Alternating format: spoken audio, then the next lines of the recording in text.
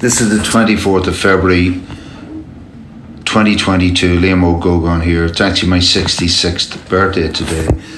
I just want to make this short video highlighting what I consider to be very unsatisfactory and harassing behaviour being carried out on Facebook. So as you can see here, I'm looking at an account, a Facebook account by John Joseph Bradley. Again, this being Thursday the 24th, 4 days ago, which would have been, I think, Monday, John Joseph Bradley posted the following post on Facebook. I'll just read it out. Shocking times at the Guido men's shed.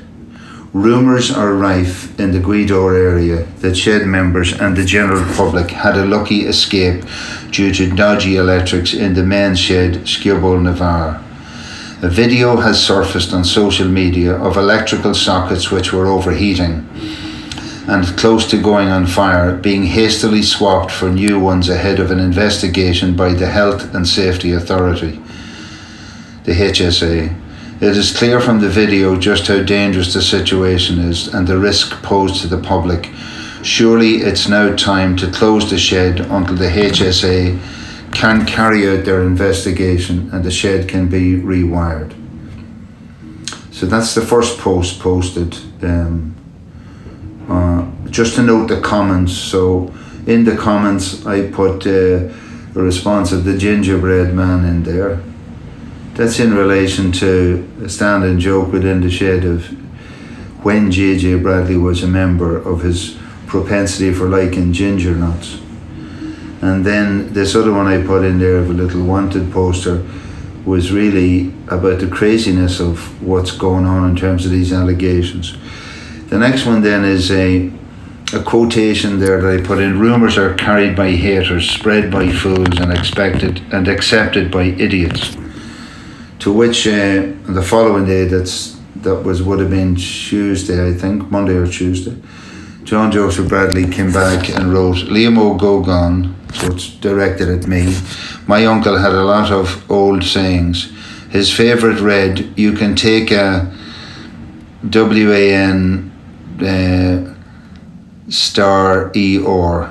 So that simply means you can take a wanker and give him a bit of education, but at the end of the day you still have a wanker. Fair enough, he is a smarter wanker, but he's still a wah. So that's pretty personalised stuff. So I responded, and this is important, I said you could do the honest thing and acknowledge yourself as the source of your own rumour. So what I'm saying is that John Joseph Bradley is the person who has started this rumour, which is all being driven by both himself and his accomplice in this, James Boyle. I'm just making this video as part of a much larger collation and aggregation of all the evidence in relation to this whole situation. Again, just to bring focus on this, I put in two quotes here. One, a lie is a lie even if everyone believes it. The truth is the truth even if nobody believes in it. So spreading a rumour or a awful, and what you'll see next in this video, the continued propagation of this is designed at one thing, to misinform, to mislead, and to get people to buy into something. So I just added in this other quotation I thought was very relevant. Truth must be sought at all cost, but separate, isolated truths will not do. Truth is like life. It has to be taken on its entirety or not at all. We must welcome truth even if it reproaches and inconveniences us, even if it appears in the place where we thought it could not be found. That's from Archbishop Fulton Sheen. And it fits into the relevance, in my view, of what's going on here, that we have a single individual, John Joseph Bradley, starting to propagate a rumour. So let's move on from that day 4 days ago. Again, this is the first reiteration, a reposting of this. That's the first one. This is the second reposting of it by the same man. The third reposting by the same man, all the same day. The fourth reposting. So this is the same rumour which was originally generated by John Joseph Bradley, which all of the other evidence in relation to this whole investigation will bring to light, including the audio recording of John Joseph Bradley presenting at the Garda station in Bunbeg last week while I was present, and the recording of what he said to the guards in relation to these allegations against me personally in relation to the men's shed. All of these things are not only untrue, but they're inflated untruths. So continue from that. So I just go back to get the number of repeats. So again, starting here. So that's the original. There's the first one.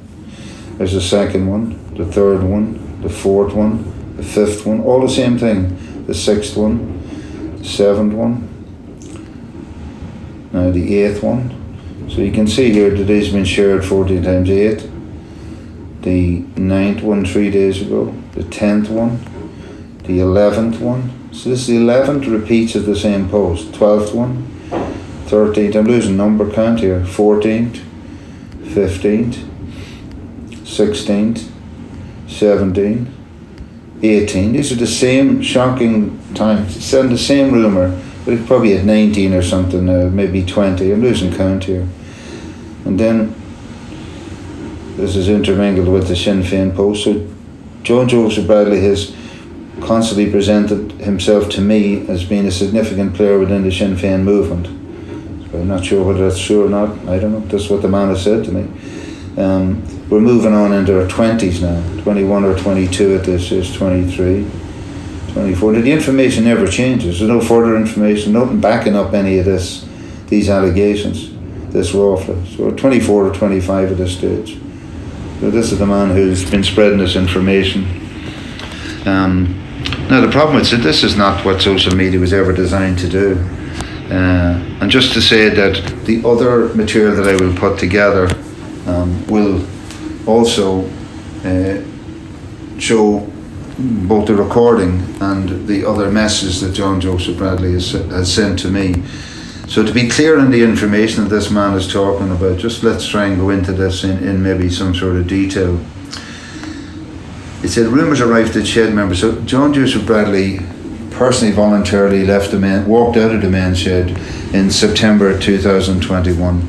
He had the role of treasurer, and he left, leaving the shed finances in a complete mess. But worse still, he held the shed to ransom that if it didn't pay him certain sums of money, that he wouldn't hand over either equipment, including a laptop and an iPad, which were belonging to the shed or in the gift of the shed, and also the accounts information. And so it's important. He held the group to ransom in relation to this, and then presented figures which claiming monies which he had already been paid for. Again, that I'm saying that basically saying I will back all of that up with authentic, reproducible, archived evidence. The second thing he said, that shed members and the general public had a lucky escape during dodgy electrics. So just listen to the language here, had a lucky escape. There's no detail of anything. And just to say to you, there's neither a written record of anything happening untoward in terms of a danger being presented to anybody in the shed at any time. A video has surfaced on social media of electric sockets which were overheating. Again, this is not true. There is a video that Liamog made to investigate from an engineering perspective what was purported to have happened in these. The video does not show anything overheating. And in fact, the analysis on that video shows that the allegations that were made in the first place are at best misdirected. At best misdirected. They have nothing to do with unsafe wiring. I mean, again, so this material is there. But it says that the sockets were being hastily swapped out for new ones ahead of an investigation by the Health and Safety Authority. Again, all of this is factually incorrect. The sockets were simply swapped out, in my view, for cosmetic purposes, for starters. The second thing is, the shed is in the business of constantly looking at its stuff with very limited resources and trying to provide the best facility we can with almost negligible resource for a local community effort. And to suggest that sockets were being switched out hastily is again language. And this post has been very meticulously designed by someone who's, whatever their intentions are, they're simply intended to spread information and to make everything, to conflate everything. It is clear from the video just how dangerous this situation and the risk posed to the public. Again, the reason for carrying out the video: as a retired chartered professional engineer, I do things and record stuff in order to clarify my own understanding of reality. Surely it's now time to close the shed until the HSA can carry out their investigation and the shed can be rewired.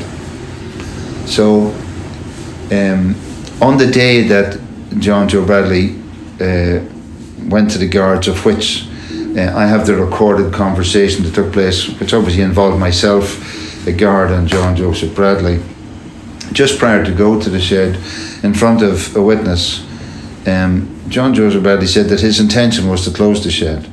So this whole behaviour is designed simply to try and close the shed.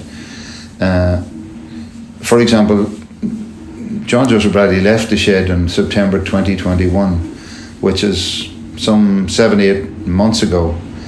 There is no record of him at any time, recording the fact that there was any concern by him in relation to shed electrics, and he hasn't been in the shed since then.